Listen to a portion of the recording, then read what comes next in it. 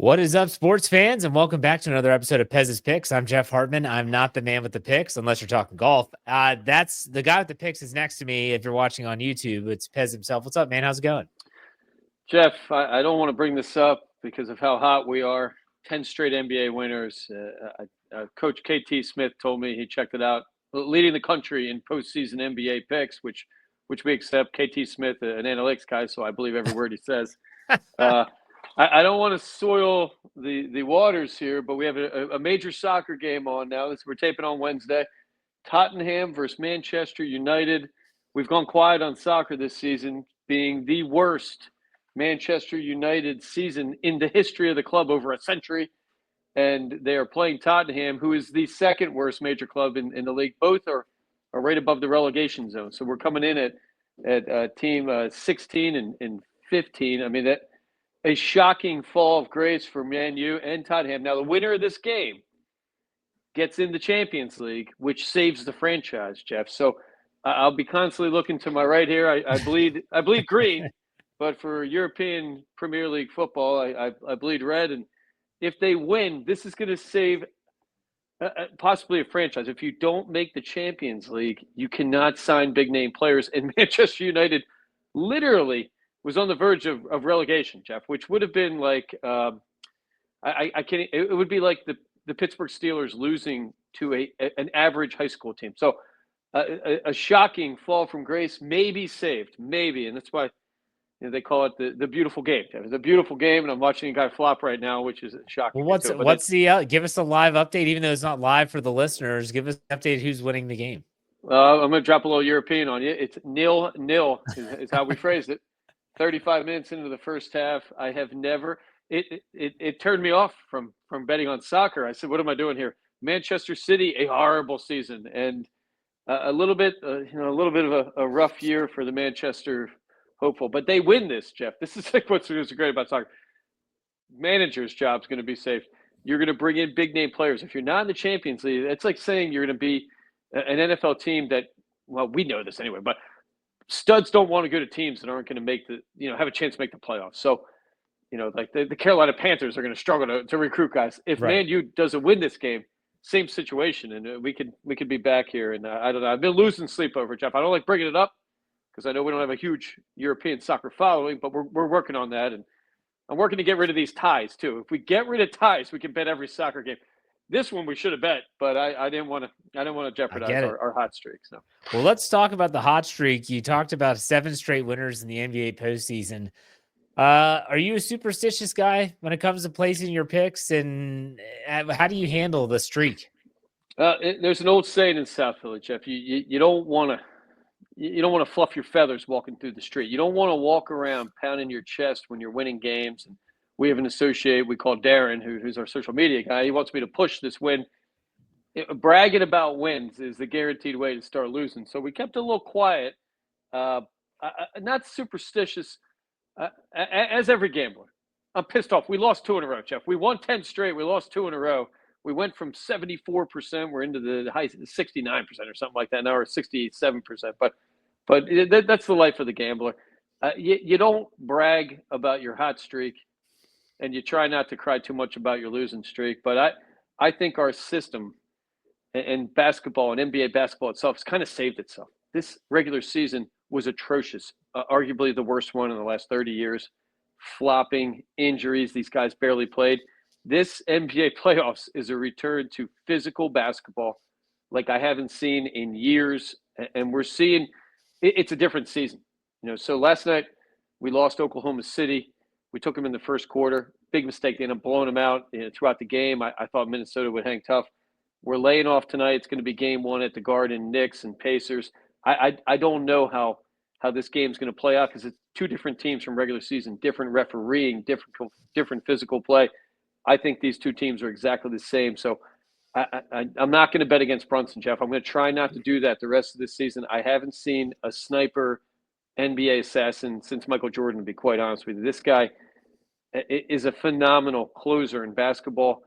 I'm going to watch this one tonight. We're going to get some more data on it and keep trying to focus on these baseball spreads as well. Well, let's move into baseball. We're red hot in NBA, and things are getting settled there. Major League Baseball is you're entering into the month of June. We're slowly getting there. And that's when I always feel like you can kind of separate the wheat from the chaff in regards to who are the teams that are actually going to be contending post All-Star break, and those teams like, unfortunately, my Pittsburgh Pirates, who are already done. So what's your takeaway on Major League Baseball so far?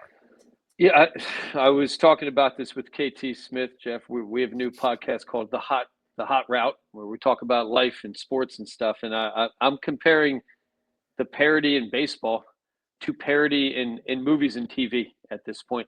I believe algorithms and analytics, we can use data to place bets. But I believe there's so much involved in schedule making, in the creating of parody type leagues that at this point, I have never seen a baseball season. We're about a third of the way in, about 50 games in. I've never seen parody like I'm seeing right now, aside from your Pirates, Marlins, in the Rockies. The Rockies are awful. Every division, all 6 divisions, you've got 5 or 6 teams that are within first place by a handful of games at most. When we look at the American League West, I mean, you got a 6-game difference from the last place team to the Mariners, who I still think stink, Jeff. So, when you look at the American League, you really only have 2 teams that stink, the Orioles and the White Sox, and they're not too far back. So I don't know if it's scheduling. I suspect it is. I was talking about with my lovely wife, who's Sicilian, so they know gambling and sports, Jeff. They know knives and they know gambling and sports. So I told her I suspect Major League Baseball has bought into what the NFL, we know they do this.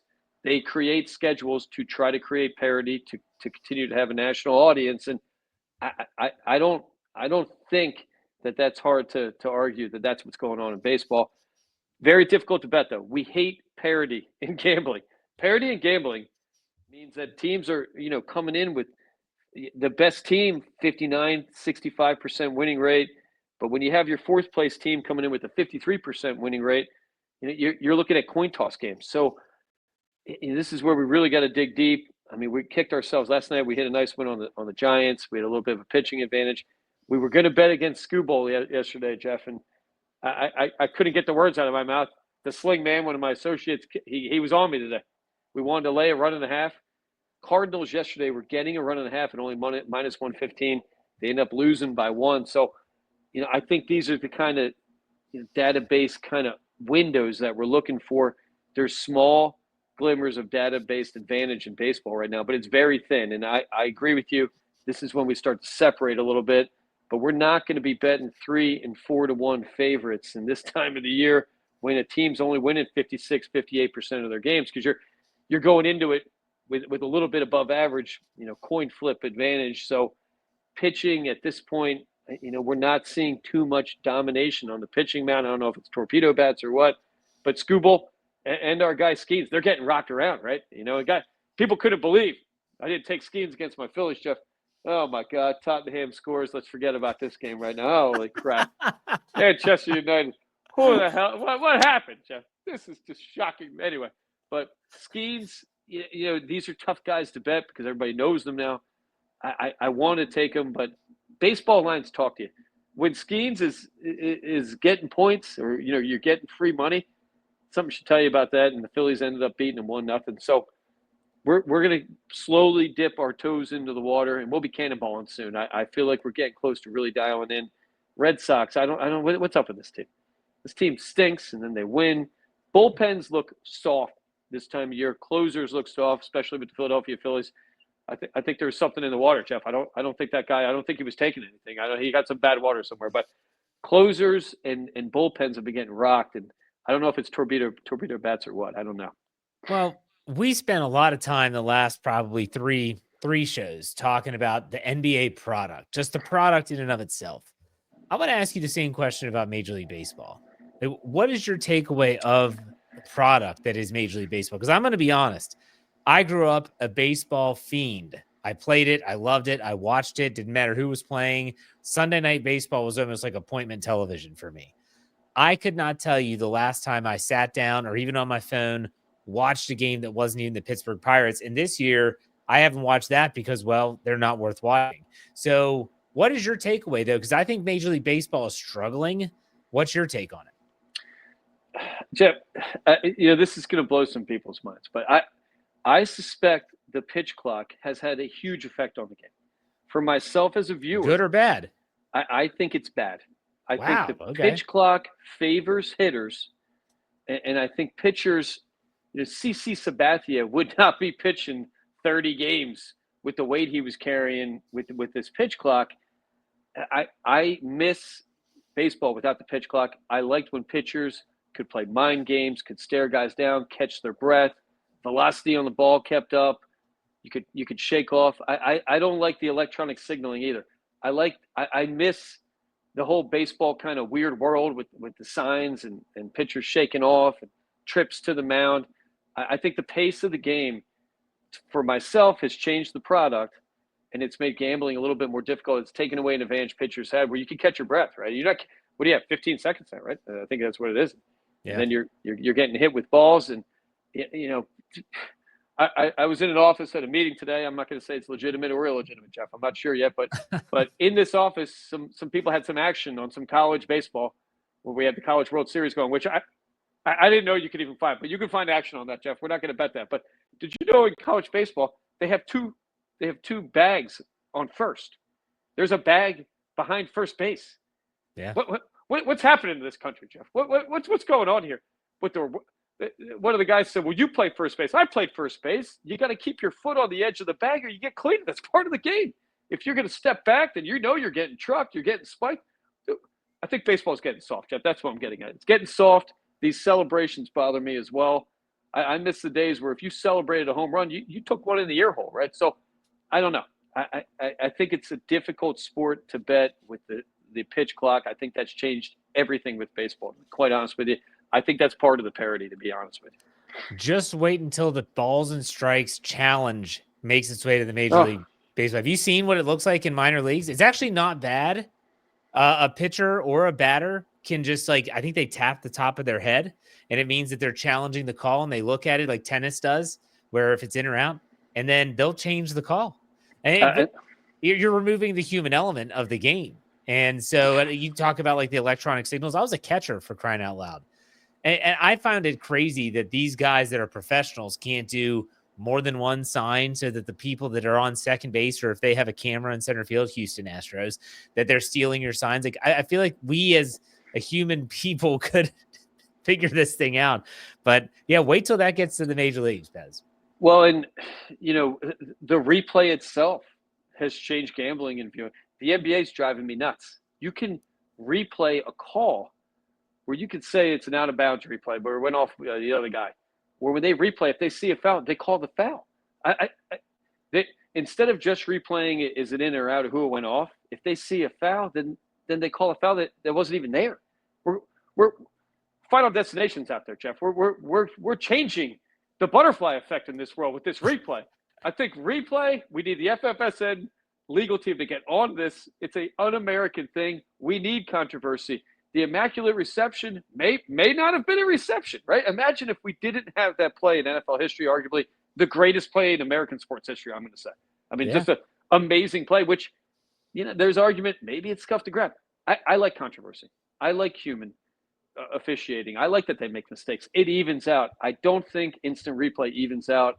I hate it. And I think the more sports get into it, the less it's going to be viewer friendly. When you get into this situation, like the kids these days, they tell me I watched a movie double speed on the background while I was Fortniting. I'm like, well, you didn't really watch it. They're like, I kind of had it on. My kid tells me that. He's seen every movie, but he doesn't know everything. So I don't know. I don't like replay, especially as a gambler. I hate it, Jeff. I hate it. I hate replay. Okay.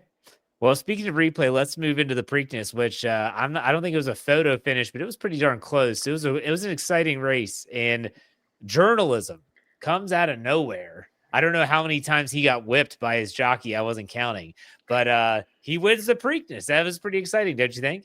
Well, and a great horse, a horse that was a favorite for the Derby, had a rough run.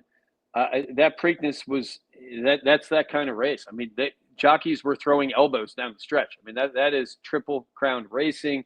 I don't think there was any foul there. If anything, journalism almost got ixnayed out of that race. There was a bump. There was a bump for sure. Huge cutover, right? So phenomenal. I did watch for the whipping. This is something I've been talking about a lot of people. 88 times hitting the horse might be too much. They get 6. I didn't see much of it. Our Sandman came in third. If the guy came out, we had a new jockey. And I hate to put losers out there. And we remind everybody, horse betting's fun. I mean, this is it's virtually not a sport we should be betting on, but you bet on it to have fun. The Preakness itself, though, I saw a lot. It was a rainy day. It did not look the same either. I think this at-home betting is changing live action, and I didn't see the vomiting and the tossing of the porta pots much either, which I guess is a good thing. But I think the Belmont, we're going to have a whole different race. We're going to get the Derby winner back in there, and I can't wait, Jeff. We get 3 weeks off. There is talk now that the Preakness to be moved back an extra week, and the Belmont as well. I believe the Belmont is the one holding up that change. We have many Derby horses who win who don't enter into the Belmont or into the Preakness and then skip to the Belmont 3 weeks later. So that might tinker, and they might make that switch next year. I'm hearing there's some movement maybe with the Belmont. The Belmont's the worst one though, Jeff. I've been to it. It's the most boring race. It's like going to the regular track. It's a bunch of old guys with newspapers rolled up in the back of their ass there.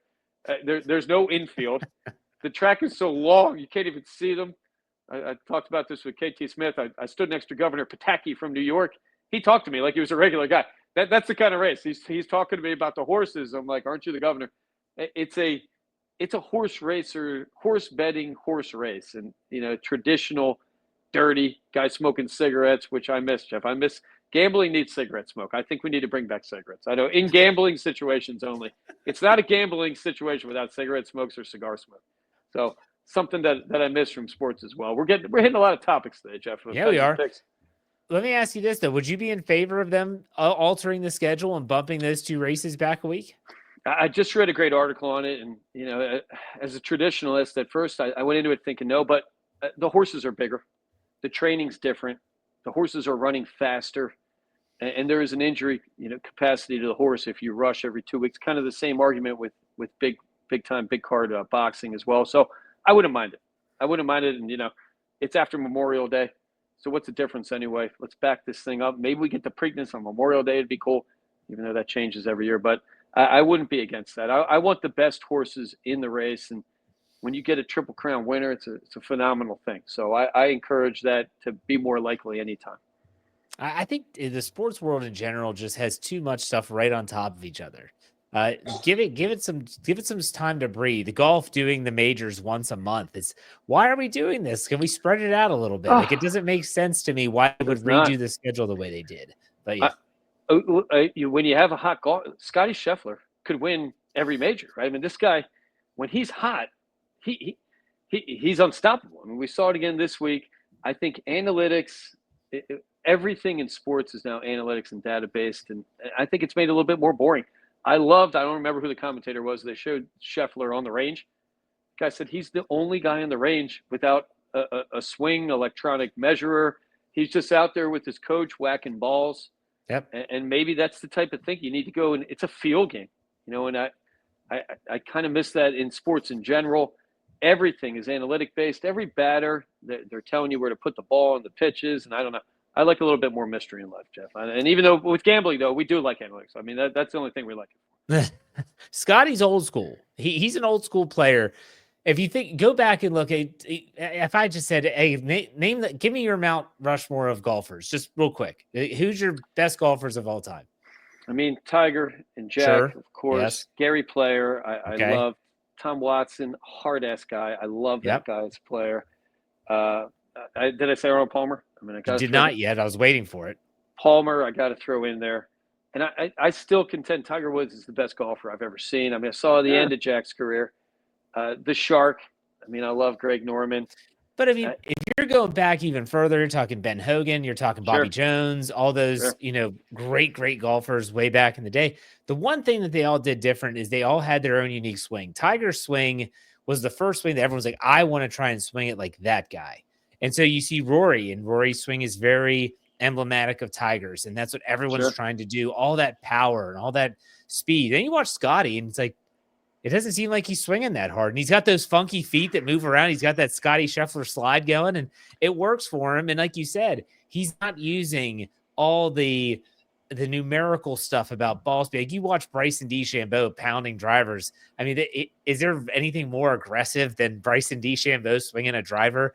Like he's opposite. I like it. I love the fact that he's old school. As far as Bryson hits it, he was teamed up with Tony Finau.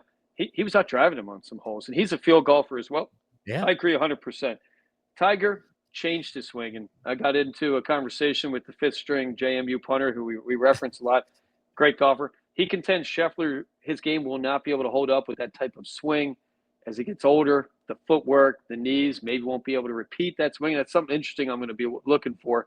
But I think Scheffler's changed the game for a lot of us. I watched that guy.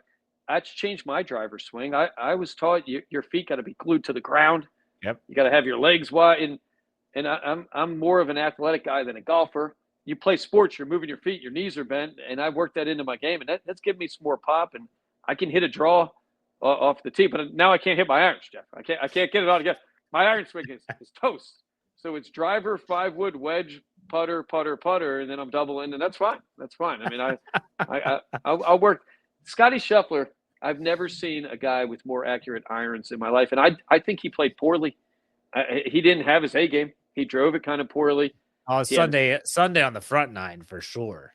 Backup driver. I mean, the guy didn't whine about it like Rory. Got to a hissy fit and threw his tournament away. So I think, there is something to be said to getting back to feel, and I miss that in sports. I miss it. I think NBA playoffs right now, we're back at that a little bit.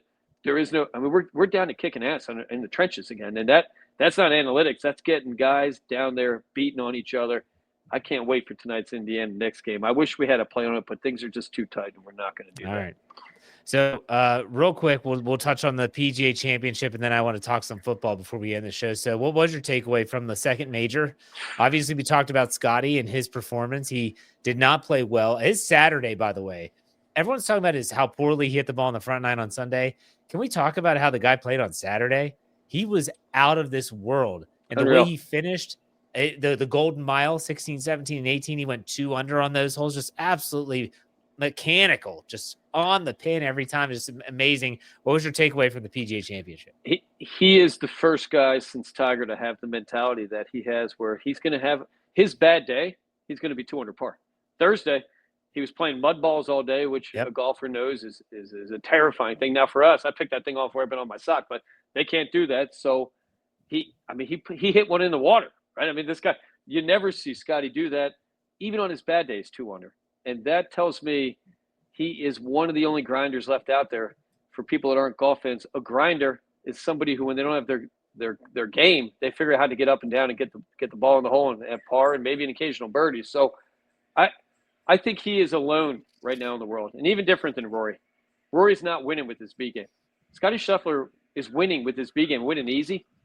And I think the live guys, it's clear to me at this point that format has hurt their chances in these big tournaments. Fourth rounds, they're scoring horribly, right? I mean, Shambo and Rahm, you go down the line, coming down the stretch, these guys are making mistakes that I never saw them make. And I don't think it's anything to do with the money. I think when you're playing 3 rounds and live, and you're having a shotgun scramble for the non-golfers, that means everybody starts the same time on different holes. The pressure is not there. Like you don't have this arena, and I think it's hurting them. And I think Scheffler right now is poised without injury to just keep winning. And I'm shocked it's only his 3rd major, Jeff. That's one weird thing about that guy. I can't buy it's only his 3rd major. That's a strange stat for me. Certain courses don't set up well for him. Augusta does, obviously. He's won there twice. The Quail Hollow, it's a familiar track for these tour players. They go there every year. I'll be really curious to see how he does at Oakmont at the U.S. Open. That's a tough golf course, a long rough. If he's not accurate off the tee, if he's hitting fairways, good luck. That's what I say. Because if he's the only way you're beating Scotty Scheffler is if he beats himself. So that's going to be interesting.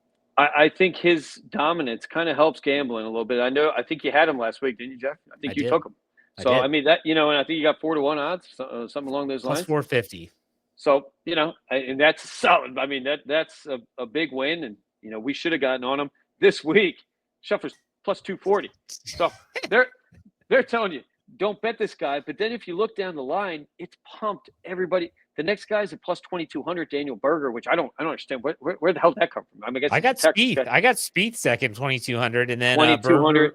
Berger and Fleetwood at 2,500.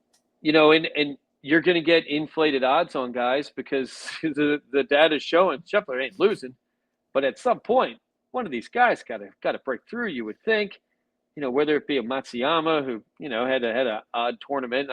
He went Happy Gilmore shots. I don't know if you saw that, Jeff. He bounced out of the tourney. They had him on the range, Happy Gilmore, and I like that. I like Hideki this week at plus 2,500.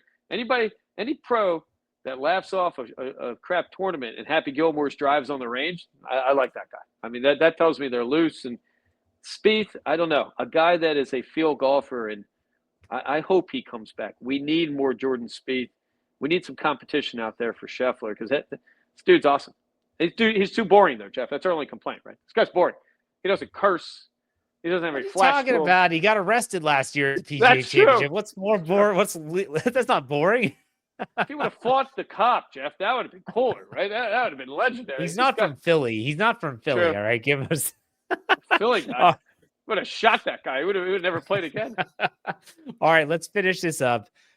Your boys, you're wearing the Kelly green. The tush push is alive and well for another year after the NFL owners voted on, I guess it was Wednesday when they had their meeting, which is when we're recording this podcast. And the tush push stays alive. Jeffrey Lurie brought in a ringer to speak to the NFL owners, and that is none other than Jason Kelsey, to talk about the tush push and why it should be legalized. A lot of teams didn't want it, but enough teams did, and it stays alive. I'm sure you're excited. It's a close vote, Jeff. I mean, I think we 10 team. They were 2 votes shy, I believe. Correct? I think 10 voted for it. You needed 24. Jason Kelsey, a neighbor of mine, Jeff. I don't want to disclose where he lives, but he's on the island I'm on. This guy's got a second house down here. Guy drives around in a golf cart. He's our neighbor. Every pizza shop in town's got a Kelsey pizza, though. Everybody's kissing up to this guy. But anyway, I think Kelsey explained to them, how are you going to take that play out? What are you going to – if anybody on the field, if you push a defender, are you going to get a flag for helping a defender push to tackle a guy? It's an impossible rule for them to enact. An un-American rule, Jeff. That's why we're wearing the green tuxedo today. The Eagles full of our cashmere or some sort of suede, or I don't know what this material is. But I looked for the Super Bowl odds. They got better today, Jeff. The Eagles were at about 750 in some houses. They're back to plus 650. I think without that tush push, those odds were going to change. And when you talk about scheduling, and I was pissed off last week. I looked at that schedule. When you really look at what they did for the Philadelphia Eagles, where I think we're the first team in history not to have 2 consecutive home games in a row all season. But when you look at what they did, we have the most extended rest I've ever seen in NFL scheduling history. One could argue we got done a favor.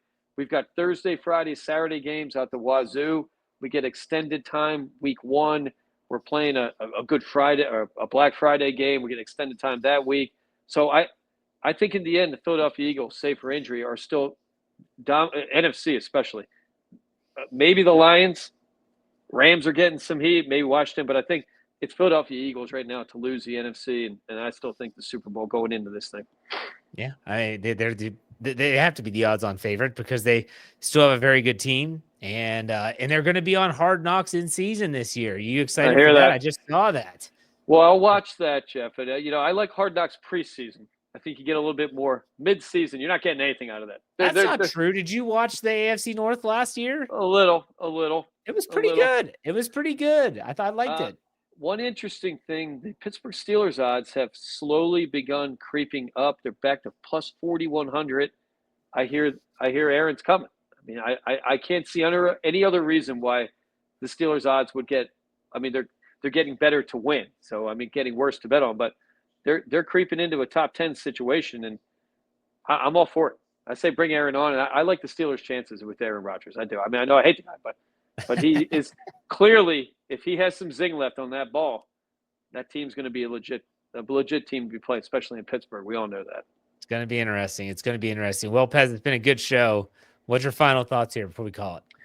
I don't know, Jeff. I'm searching for a sport. If Manchester United loses this game, I'm going to have to shop around. They've traded away all my best players. I mean, we're 1-0 at the start of this second half, and You know, my son, he knows when we lose. I usually let out some large words that I'm not supposed to be saying, and I get yelled at. But I didn't get to do that. I'll have to yell it out.